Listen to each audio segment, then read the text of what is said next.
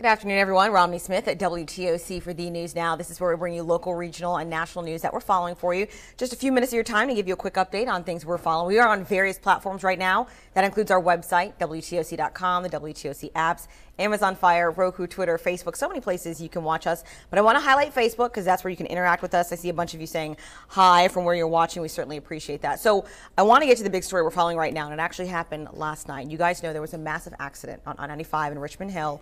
Georgia State Patrol and Richmond Hill Police are now explaining exactly what happened that left 95 closed for hours. So just before 6 yesterday, a tractor trailer swerved into the center lane and hit another tractor trailer, which pushed a vehicle over a concrete barrier onto train tracks below. As the out-of-control tractor trailer continued, it pinned an SUV with two people inside, and both that SUV and the front of the tractor trailer caught fire.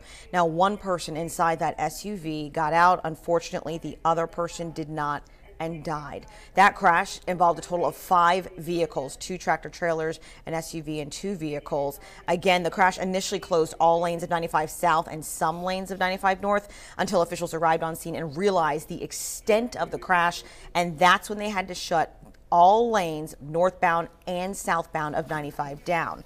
Now again, one vehicle went over the concrete wall and landed on the train tracks below. This is video from overnight. You'll see that car right there being lifted up and carried away by a crane. Miraculously, again, the person who was in that car that went over the concrete barrier on the train tracks below survived.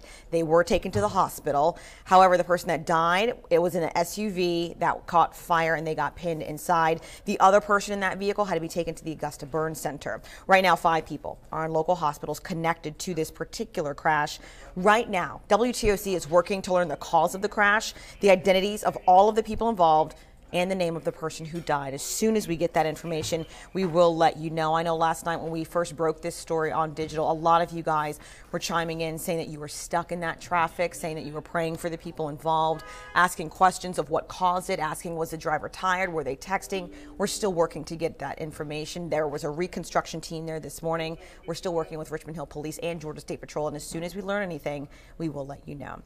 Switching gears, a statewide effort in South Carolina has taken down dozens of sexual predators.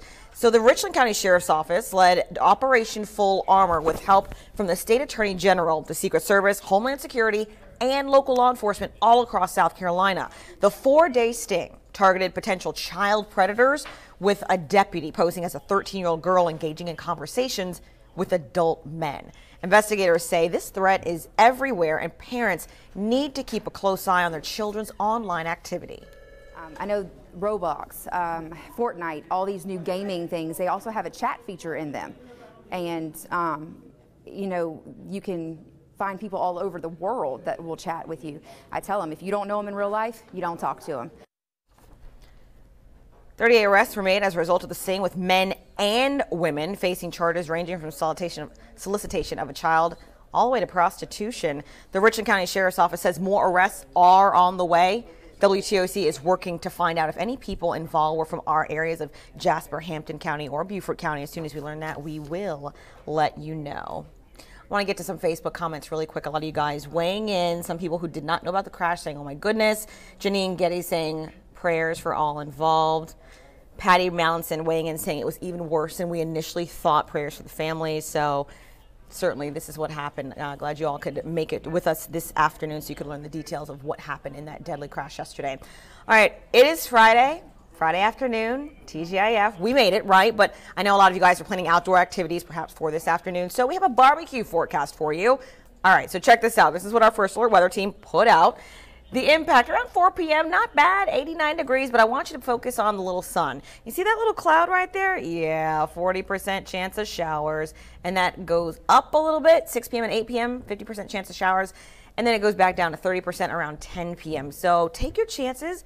You might want to put the barbecue outside, get a little bit done, and then bring it in immediately. But certainly don't give up on barbecuing if that, in fact, is what you choose to do. Also, I want to let you know, speaking of weather, you can actually meet our First Alert weather team. They will be in Richmond Hill to celebrate the summer tour, of course. So you can come out and meet them. with the First Alert Storm Chaser. If you've never seen it in person, it's really neat to see all the different weather instruments that are in style that actually allow them to forecast weather all around our area, especially in severe weather, so you can meet them, see the tracker. It's really neat. They'll be at the Richmond Hill Pharmacy from 4 p.m. to 7:30 p.m. this evening. It is really interesting. Speaking of weather, Gina Elrod just said on Facebook, it is storming in the borough, Statesboro, she means.